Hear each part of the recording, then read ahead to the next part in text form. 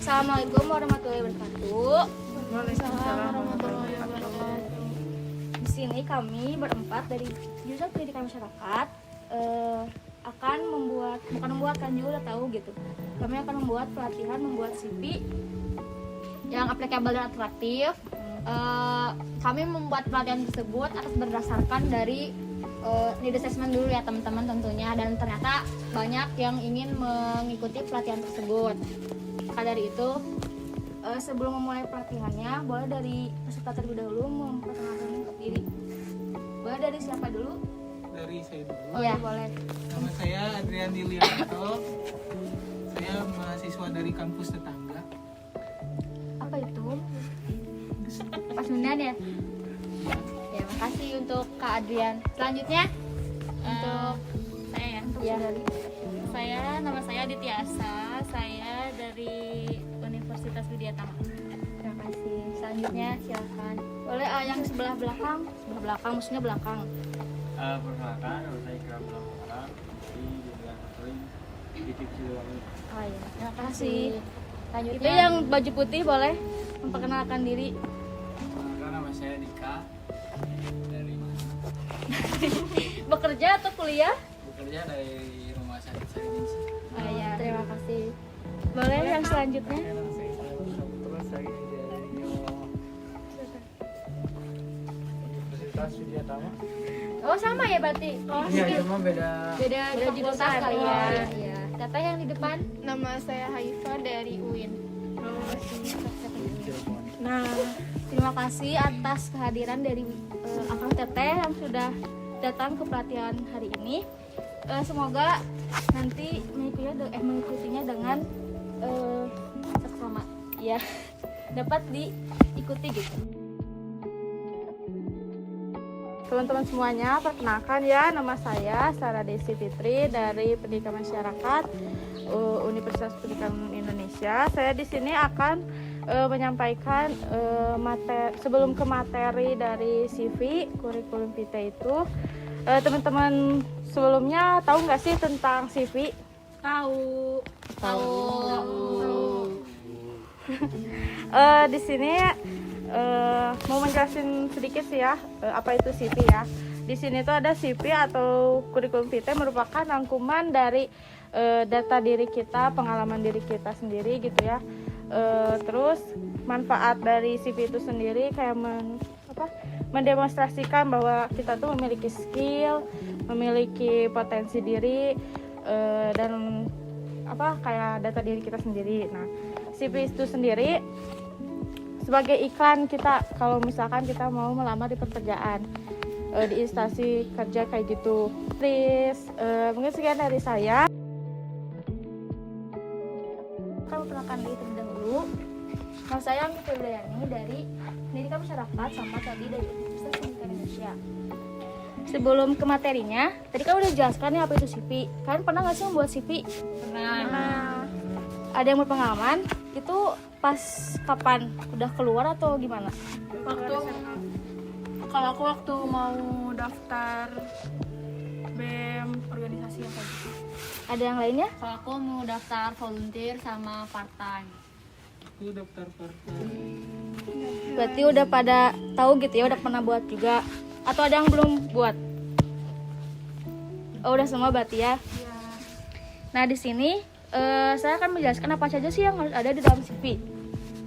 Yaitu ada data diri, pasti ya kan harus ada data diri, yaitu biodata kalian kayak nama, terus tanggal lahir kayak gitu. Terus foto diri itu juga wajib soalnya biar memperkenalkan wajah kalian gitu kepada perusahaan yang kalian atau kayak volunteer tadi, biar tahu gitu. Terus ada latar belakang studi. Nah, latar belakang studi itu kan ada dari TK, SD, terus SMP, SMA. Nah, sebenarnya kalau kita udah lulusan universitas nih, kalau hanya perlu menyantumkan universitas saja gitu. Nggak usah sampai kayak TK dimasukin, SD dimasukin gitu. Cukup aja univnya apa gitu. Atau nggak kalau kalian lulusan SMA, bisa dari SMA aja gitu. Jadi nggak usah dari belakang pun nggak apa-apa. Lalu ada pengalaman kerja atau proyek magang. Misalnya kan ada pengalaman kerja sebelumnya gitu. Misalnya kayak berhubungan dengan yang kalian perusahaan yang akan dilamar gitu. Itu boleh dimasukkan. Lalu ada pengalaman organisasi atau kematian. Kayak kalian ikutan OSIS, ikutan jadi volunteer juga bisa, latihan kayak gitu. Misalnya kalian ikut biasanya yang ada sertifikatnya itu berpengaruh.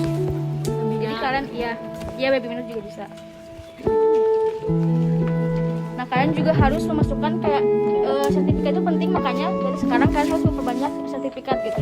Buat nanti kalian pengalaman kerjanya ada gitu pertama. Lalu ada pengalaman sukarelawan. Misalnya kayak tadi sama sih kayak kalian pernah jadi volunteer, misalnya kayak kalian pernah tidak ada kalian juga sering berinteraksi dengan warga sekitar juga bisa gitu sebagai pegangan kalian. Lalu ada kemampuan bahasa yang dilengkapi dengan skor sertifikasi dari lembaga. Sama kayak tadi misalnya kalian bisa bahasa Jepang, bahasa Inggris.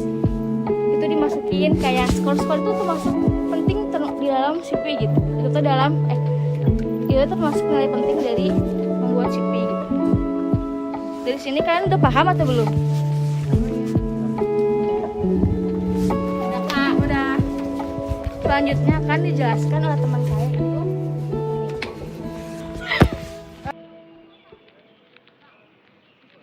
Baik teman-teman, kan tadi udah jelasin kan mengenai apa saja yang harus ada dalam CV. Sebelum berlanjut ke materi selanjutnya, izinkan saya memperkenalkan diri dulu ya. Perkenalkan, nama saya Widya Satriani, saya dari jurusan Pendidikan Masyarakat 2018 Universitas Pendidikan Indonesia. Selanjutnya, saya akan menjelaskan tips apa saja sih yang ada dalam CV gitu. Tips apa aja buat bikin CV gitu ya. Nah, tentunya kan dalam CV itu harus mempunyai tampilan yang menarik ya, agar kita mudah dilihat oleh perusahaan.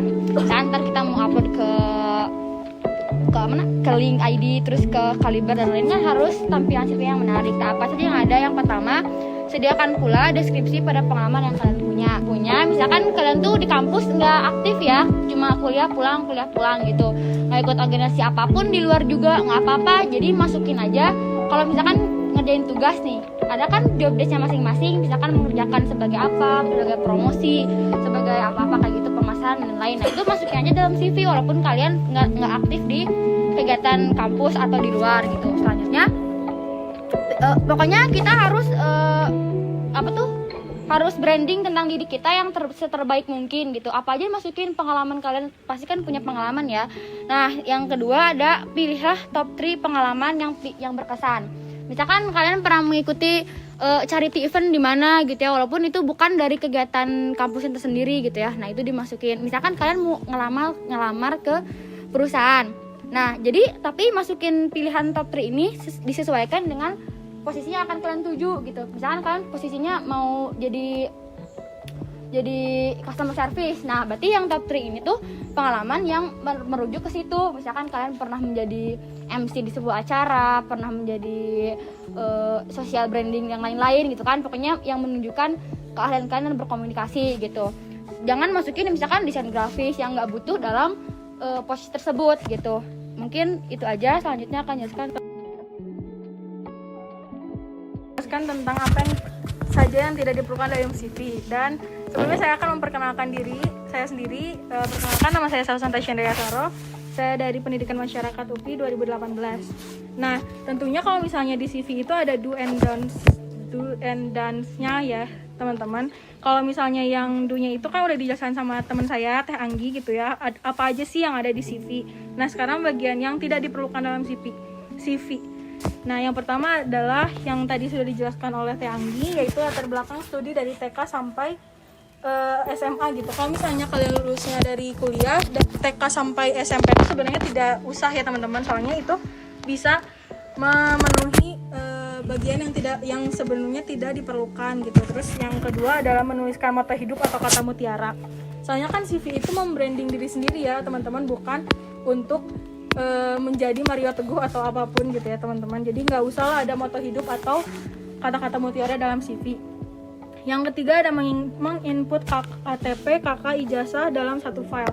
Nah, berbicara dengan KTP, KK, ijazah itu sebenarnya privasi diri sendiri ya teman-teman. Apalagi KTP yang ada nomor NIK-nya dan juga KK yang ada NIK-nya keluarga kalian gitu. Nah, itu jangan sampai disebarluaskan. Dan setahu saya juga kalau misalnya ada perusahaan yang meminta KTP untuk salah satu apa sih?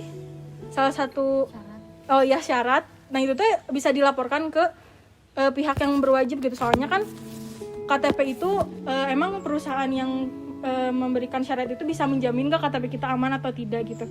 Yang keempat ada menggunakan font yang sulit dibaca dan layout padat. Nah, ini fontnya juga kan beredar gitu. Kalau misalnya fontnya CV itu harus pakai Times New Roman, terus apa-apa.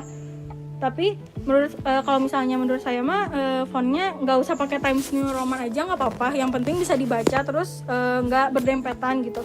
Dan yang terakhir adalah desain warna-warni, lebih dari 2 warna. Nah, ini juga kalau misalnya mau warna-warni boleh, tapi lebih ke diri bisa melihat ke diri sendiri gitu. Misalnya kalau misalnya kalian orangnya serius dalam namanya juga branding ya teman-teman, serius dalam pekerjaan gitu, nggak usah memperlihatkan kalau misalnya CV itu ceria atau gimana. Jadi ya udahlah jadi diri sendiri aja gitu. Paling kalau misalnya apa saja yang tidak diperlukan dalam CV itu saja. Dan terakhir apa lagi? Oh iya, dan terakhir ada contoh CV formal dan juga CV modern. Bisa dilihat ya teman-teman, kalau misalnya CV formal itu hanya sekedar kata-kata saja gitu, nggak ada desain-desain gitu kayak seperti CV pada umumnya gitu. Kalau misalnya CV modern lebih ke arah jadi ada desain-desainnya, terus lebih kan kalau ini agak capek ya teman-teman kalau misalnya dilihatnya. Tapi kalau misalnya ini enak gitu dilihatnya kan, terus ada icon-icon, ada gambar-gambar gitu teman-teman. Gitu sih paling. Sama ada juga yang kayak gini lebih modernnya lagi, atau kalau misalnya sekarang kan lebih estetik gitu ya. Jadi lebih rapi, terus lebih membrandingkan diri sendiri. Misalnya ini kan si teteh ini misalnya mau nge-input sebagai admin. Nah, dia formasinya yang udah dikerjain dia sebelumnya apa, terus apa sih kata Teh Winnie tadi gini. Jadi kalau misalnya admin mau melamar ya gitu. Nah, sekian dari paparan kami mengenai CV yang applicable dan atraktif. Semoga info yang kami berikan bermanfaat dan bisa mengaplikasinya di kemudian hari. Kan teman-teman bentar lagi mau lulus ya, siapa tahu bisa membuat CV yang baik dan benar. Dan sebelum ditutup, apakah dari kalian ada yang mau bertanya atau masih kurang paham gitu dari materinya? Silakan, ada yang mau bertanya dari Akang Teteh. Boleh dari Akang atuh? Ya kayaknya udah Mungkin tunjuk-tunjukin. saya lebih ke itu izin bertanya begini teteh untuk membuat kurikulum vitae yang menarik itu apa ada rekomendasi aplikasi kan sekarang banyak aplikasi yang itu apa yang bisa bantu kita buat bikin CV yang menarik, tapi kan ada yang rumit ada yang sederhana gitu. Untuk teteh sendiri bisa merekomendasikan mungkin aplikasi yang bisa digunakan lebih mudah. Terima kasih. Langsung jawab aja kali ya Kang. Ya. Kalau misalnya dari rekomendasi dari kami lebih merekomendasikan aplikasi Canva gitu kan.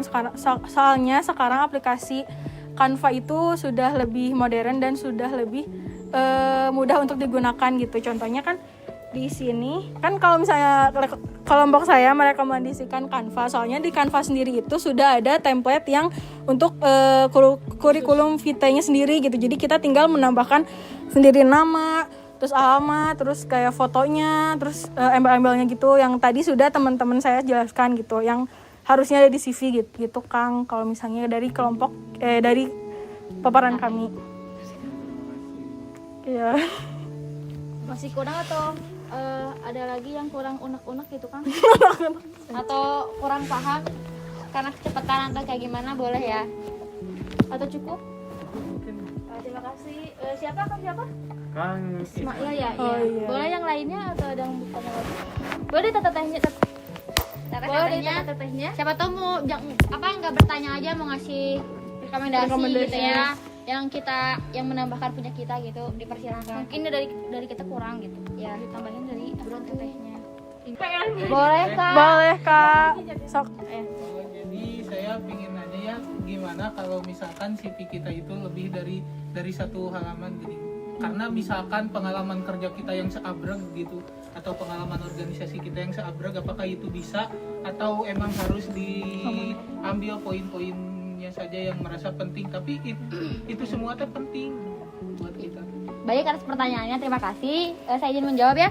Seperti yang tadi saya telah jelaskan bahwa yang tips untuk memasukkan ke dalam CV tersebut kan tadi kakak banyak banget pengalaman kerjanya sampai takut-takut 2 halaman 3 halaman gitu kan. Seperti yang tadi saya jelaskan, masukkan top 3, kalau nggak top 3 top 5 lah, pokoknya sesuai dengan jurusan ya, bukan jurusan, sesuai dengan sasaran pekerjaan kakak gitu. Misalnya kakak mau melamar sebagai HR, masukin aja pengalaman sebagai HR, nggak usah masukin pengalaman sebagai admin atau sebagai desain grafis kayak gitu. Terus pengalaman organisasi juga yang mendukung untuk ke dalam pekerjaan tersebut gitu.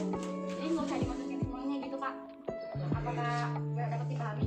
Dapat dipahami. Terima kasih. Untuk yang lainnya ada pertanyaan lagi? Oh, udah.